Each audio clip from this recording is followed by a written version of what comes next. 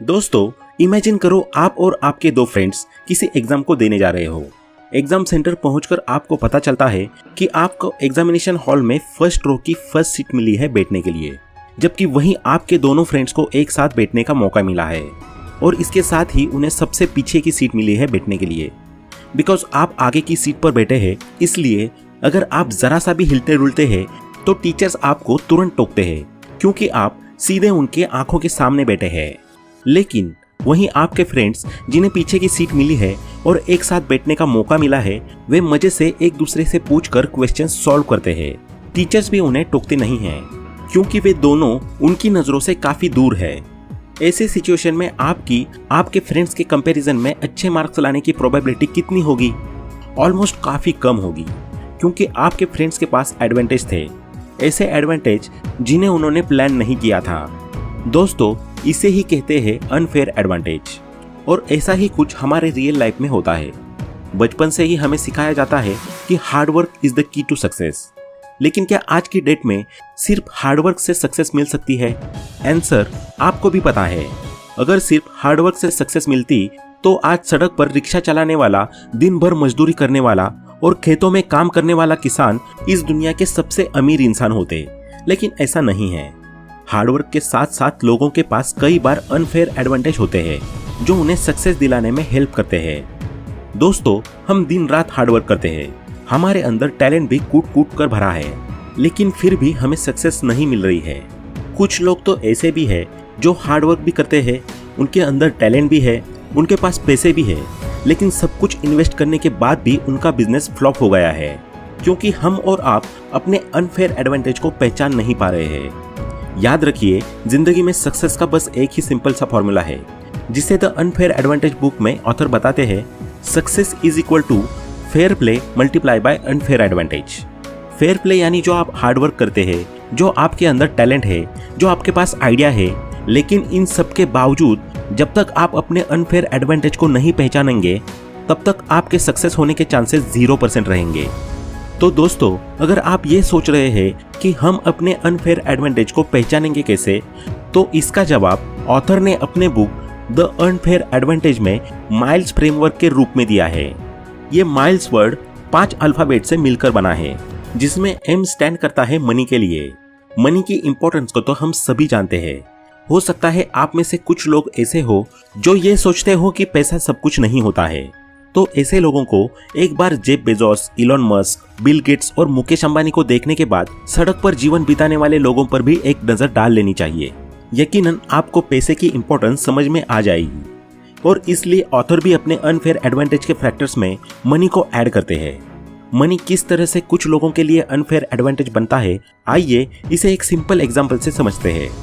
दोस्तों, स्नैपचैट के founder Evan Spiegel की गिनती आज वर्ल्ड के यंग बिलियनियर्स में होती है, क्योंकि वे सिर्फ 24 की एज में ही बिलियनियर बन चुके थे। लेकिन क्या इसके पीछे सिर्फ उनका हार्डवर्क था? जवाब है नहीं। बिकॉज जब आप उनकी फैमिली बैकग्राउंड को देखेंगे तो आपको समझ में आएगा कि पैसा उनके लिए एक अनफेयर एडवांटेज था। दरअसल इवन के पेरेंट्स लॉस एंजलिस में एक जाने माने बड़े लॉयर्स थे। फैमिली की नेटवर्थ $1 मिलियन में थी। यहाँ तक कि उनके पेरेंट्स के कनेक्शंस भी काफी बड़े लोगों के साथ थे। इनमें कुछ टेक कंपनीज के ओनर भी थे, जिनसे इवन को काफी कुछ सीखने को मिला था। और इसके साथ ही इवन को अपने पेरेंट्स से अपना स्टार्टअप शुरू करने के लिए मिलियंस ऑफ डॉलर्स की फंडिंग भी मिली थी। जबकि दोस्तों, आज की डेट में ऐसे बहुत से लोग हैं जिनके पास एक अच्छा आइडिया है, वे हार्ड वर्किंग भी है, लेकिन फंडिंग न मिलने की वजह से वे अपना स्टार्टअप शुरू नहीं कर पाते हैं। लेकिन इवान के केस में ऐसा नहीं था। उन्हें बिना किसी मेहनत के अपने पेरेंट्स से मिलियंस ऑफ डॉलर्स की फंडिंग मिल गई थी, जो कि उनके लिए एक अनफेयर एडवांटेज था। सिर्फ इवान ही नहीं, बल्कि ऐसा बहुत से लोगों के साथ होता है। पैसा उनके लिए एक अनफेयर एडवांटेज की तरह काम करता है। और इसलिए अगर आपके पास पैसा नहीं है तो आप पहले उसे अर्न कीजिए। फॉर एग्जाम्पल, जेन कुंग जो व्हाट्सएप को फाउंडर है, इनके पास भी पैसे नहीं थे, इसलिए उन्होंने पहले याहू में एक डेवलपर के पोस्ट पर सालों तक काम किया। अपनी लग्जरी लाइफ को सैक्रिफाइस करके उन्होंने अपनी सैलरी से $4 लाख सेव किए और बाद में इन पैसों का इस्तेमाल व्हाट्सएप बनाने में किया। नेक्स्ट, माइल्स का आई स्टैंड करता है इंटेलिजेंस और इनसाइट्स को। दोस्तों, कोलिसन ब्रदर्स के बारे में तो आप सभी जानते ही होंगे। इन भाइयों ने मिलकर सिर्फ 22 साल की एज में $बिलियन की एक पेमेंट प्रोसेसिंग कंपनी स्ट्राइप बना दी थी।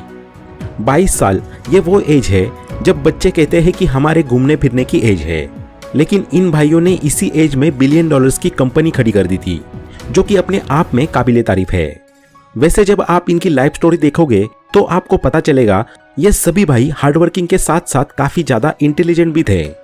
इन भाइयों में से एक जो पैट्रिक कॉलिंसन थे, उनका इंटरेस्ट 16 साल की एज से ही कंप्यूटर प्रोग्रामिंग लैंग्वेज में था और अपने इसी इंटरेस्ट की वजह से उन्होंने एक नए कंप्यूटर प्रोग्रामिंग लैंग्वेज को इन्वेंट भी कर दिया था। वही टॉमी कॉलिंसन ने 15 की एज में ही अपनी स्कूलिंग कंप्लीट कर ली थी ताकि वे MIT जा सके। इनके एक दूसरे भाई जॉन कॉलिंसन भी अपने स्कूल में हाईएस्ट स्कोरर थे। इवन इनके इंटेलिजेंस को देखते हुए इनका स्कूल कंप्लीट होने से पहले ही इनका एडमिशन हार्वर्ड यूनिवर्सिटी में हो गया था।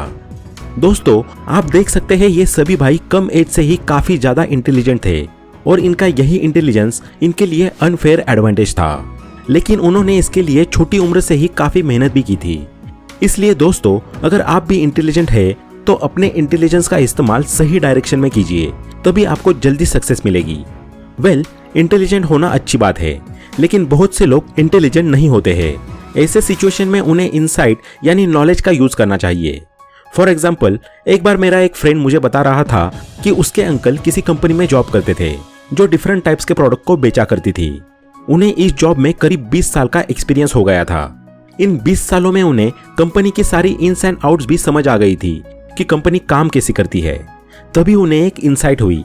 उन्होंने देखा कि उनकी कंपनी जो भी सामान बेच रही है वो सारे प्रोडक्ट्स कंपनी खुद नहीं बनाती है, बल्कि वो उसे आउटसोर्स करती है। मतलब कंपनी किसी और के प्रोडक्ट्स को बाय करके उस पर अपना लोगो लगाकर बेच देती है और इससे वो हर महीने लाखों रुपए कमाती है। जब उनके अंकल को ये चीज इंसाइट हुई, तब उन्होंने अपनी जॉब क्विट करके इस पर काम करना शुरू कर दिया और कुछ ही दिनों में उन्होंने अपनी खुद की एक कंपनी खड़ी कर दी और आज वे अपनी उस कंपनी से अच्छा खासा पैसा अर्न कर रहे हैं। दोस्तों, यहाँ हमें ये लेसन मिलता है कि अगर आप इंटेलिजेंट हो तो उसका यूज करके आप पैसे कमाओ, लेकिन अगर आप इंटेलिजेंट नहीं हो तो आप इनसाइट का यूज करो। आप ऐसे लोगों से मिलो जिनके पास अच्छा खासा नॉलेज हो, सालों का एक्सपीरियंस हो, ताकि वे आपसे अपनी इनसाइट शेयर करें और आप उसका यूज करके लाइफ में आगे बढ़ सको। नेक्स्ट, माइल्स का L स्टैंड करता है लोकेशन और लक के लिए। दोस्तों, किसी महापुरुष ने कहा है, अगर सफल होना है तो उसके लिए राइट प्लेस और राइट टाइम का होना सबसे ज्यादा जरूरी है। मान लीजिए आपको कोई बड़ा बिजनेस स्टार्ट करना है और अभी आप मुंबई में रहते हैं या फिर बेंगलोर में रहते हैं, तो आपको यहाँ लोकेशन का अनफेयर एडवांटेज मिलेगा। ठीक इसी तरह अगर आपको अपना क्लिनिक या हॉस्पिटल खोलना है और आप दिल्ली में रहते हो, तो यहाँ भी आपको अपने लोकेशन का अनफेयर एडवांटेज मिलेगा। लेकिन एक बात का ध्यान रखिएगा, लोकेशन का अनफेयर एडवांटेज आपको तभी मिलेगा जब आपका लक आपके साथ होगा, यानी आपकी टाइमिंग सही होगी। फॉर एग्जाम्पल, यूट्यूब पर कॉमेडी एंटरटेनिंग वीडियो की भरमार है, लेकिन उनमें से ज्यादा पॉपुलैरिटी बस कुछ गिने चुने चैनल्स को मिली हुई है, जिसमें कैरी मिनाटी और बीबी की वाइन्स चैनल का नाम टॉप पर आता है। इन चैनल्स पर बस एक वीडियो डालने की देर है, मिलियंस में लोग इनके वीडियोस को देखते हैं। रीजन पता है क्यों? क्योंकि इन चैनल्स की टाइमिंग सही थी। दरअसल ये यूट्यूब चैनल उस समय स्टार्ट हुए थे जब यूट्यूब पर ज्यादा क्रिएटर्स नहीं होते थे। जियो भी लगभग उसी समय नया नया आया था, लोगों को फ्री में डाटा मिल रहा था और इसी का एडवांटेज उस समय के चैनल्स को मिला, जिससे उनके चैनल्स पर तेजी से सब्सक्राइबर बूस्ट हुए। जबकि वहीं आज की डेट में ऐसे निश वाले चैनल्स की भरमार है, लेकिन वे मुश्किल से कुछ हजार सब्सक्राइबर्स गेन कर पाते हैं। यानी लोकेशन के साथ साथ सही टाइमिंग का होना भी उतना ही इम्पोर्टेंट है। दोस्तों, ये बिल्कुल एक प्लांट लगाने की तरह है। मान लीजिए आप सही जगह पर प्लांट लगाते हैं, लेकिन अगर आपकी टाइमिंग सही नहीं है, यानी कि प्लांट को ग्रो होने के लिए अनुकूल मौसम नहीं है, तो आपका प्लांट ग्रो नहीं होगा। नेक्स्ट, माइल्स का ई स्टैंड होता है एजुकेशन के लिए।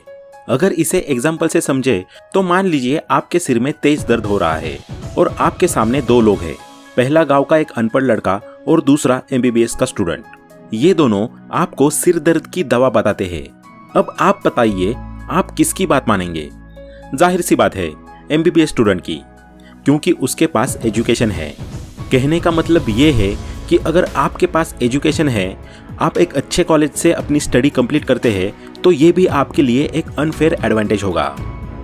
नेक्स्ट, माइल्स का एस स्टैंड करता है स्टेटस को। दोस्तों, आपको याद होगा कुछ समय पहले फुटबॉलर क्रिस्टियानो रोनाल्डो ने यूरोपियन चैंपियनशिप्स में प्रेस कॉन्फ्रेंस के दौरान अपने सामने से कोका कोला की बोतल्स को हटा दिया था, जिसके बाद कोका कोला कंपनी के शेयर की कीमत काफी घट गई थी, जिससे कंपनी को $4 बिलियन यानी लगभग 30,000 करोड़ का लॉस हुआ था। इसे ही कहते हैं स्टेटस की पावर। और यही बात हमें ऑथर यहाँ समझाने की कोशिश कर रहे हैं कि स्टेटस भी कई बार अनफेयर एडवांटेज की तरह काम करता है।